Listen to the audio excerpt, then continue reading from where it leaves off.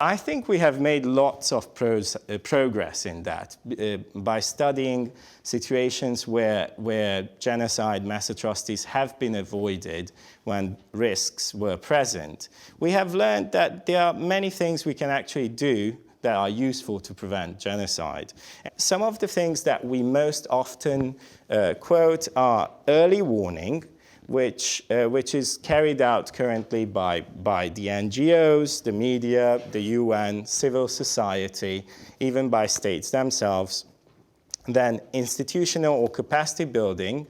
And here we don't talk only about mass atrocity and genocide prevention capacity building, but also making institutions stronger in different countries in delivering the social functions that they serve.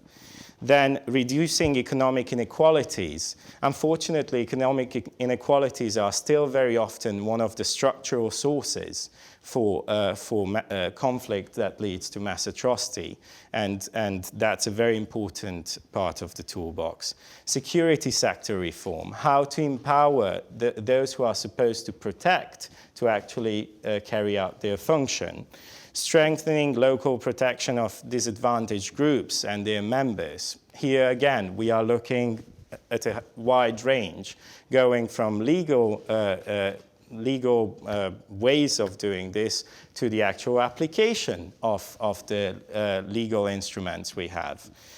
Fostering inclusive governance, making sure that everybody has access to decision-making and to the carrying out of those decisions, every sector of society. At AIPR, we also add to these usually transitional justice, because many times the source of a future mass atrocity is unfortunately the legacy of a previous atrocity.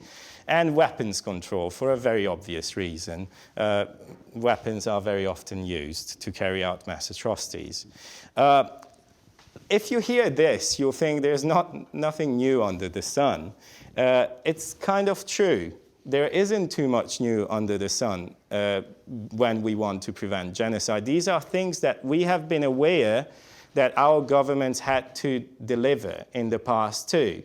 What is new from a genocide prevention lens, mass atrocity prevention lens, is the fact that we actually educate our governments to look at the risk of mass atrocity and genocide. Many times when we have focused in the past on conflict prevention, we have not been aware that as a consequence of a settlement of a conflict, some groups might be targeted for being victims of mass atrocity.